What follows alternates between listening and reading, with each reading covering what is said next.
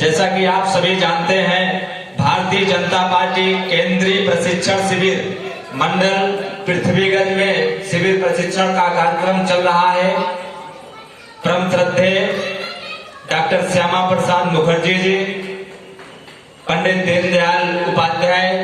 जी के कर कमलों पर चलते हुए आज देश का युवा राष्ट्र निर्माण में अपनी सहभागिता सुनिश्चित कर रहा है और देश को एक नई दिशा देने के प्रयास में हम सबके अगुआ इस देश का नेतृत्व कर रहे देश के यशस्वी प्रधानमंत्री आदरणीय नरेंद्र मोदी जी, जो आज पूरे विश्व में भारत माता की उद्बोध से जयकारा लगाकर आज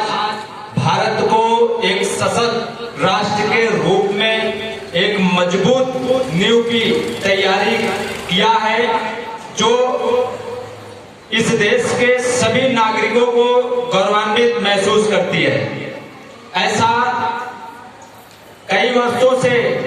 चलता आ रहा है कि इस देश में अभिव्यक्ति की आजादी के नाम पर जो जब चाहे जिस भाषा में चाहे देश को बांटने का कार्य किया, लेकिन अब देश का युवा अपनी क्षमता को, अपने नेतृत्व को पहचानने लगा है। अब ऐसा कतई नहीं होगा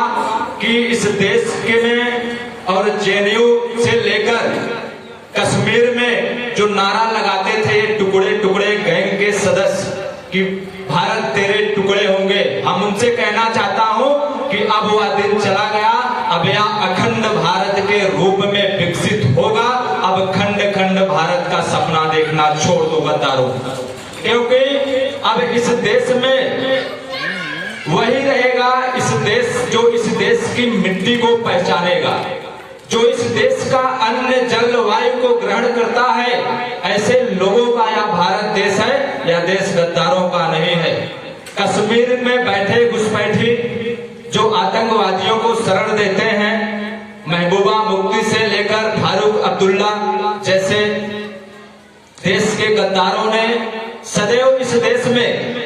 एक अराजकता फैलाने की कोशिश की, जिससे देश के अंदर दंगा हो, आगजनी हो, और या कार्य को न करने के लिए हमें आपको अब इन लोगों के बहकावों में नहीं आना है। हमें आपको संगठित होकर एक मजबूत राष्ट्र का निर्माण करना है, जिससे जिन्होंने हमारे महापुरुषों ने, हमारे पूर्वजों ने जो अपने प्राणों की आहुति दी है इस राष्ट्र को बचाने के लिए, इस देश को बचाने के लिए, ताकि हम आप उनके उद्देश्य को सफल बनाएं। ऐसे में इस देश को आजाद कराने के लिए 7.5 लाख से ज्यादा धरती माँ के पुत्रों ने अपने प्राणों की आहुति दी है। उन बलिदानियों के सम्मान में हम आप जब भी जहां भी जाएंगे अपने राष्ट्र का गुणगान करेंगे, अपना घर परिवार समाज संस्कृति एकता अखंडता संप्रभुता पर विश्वास रखेंगे और यही कार्य करेंगे, क्योंकि हम आप जिस देश में रहते हैं इस देश का युवा 60% से अधिक इस देश का युवा जिस तरफ चलेगा उस देश का भविष्य सदैव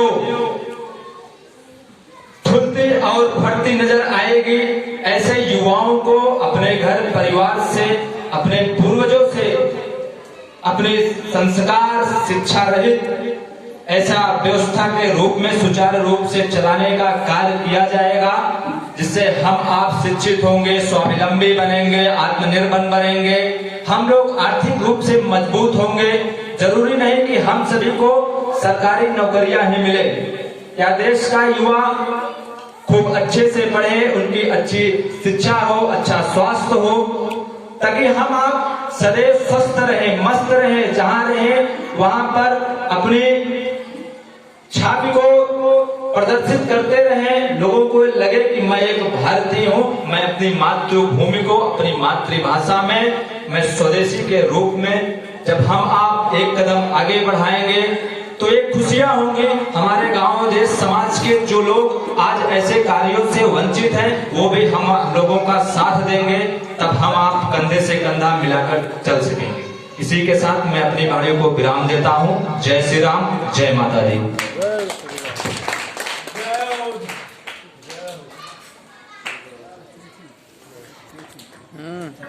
महा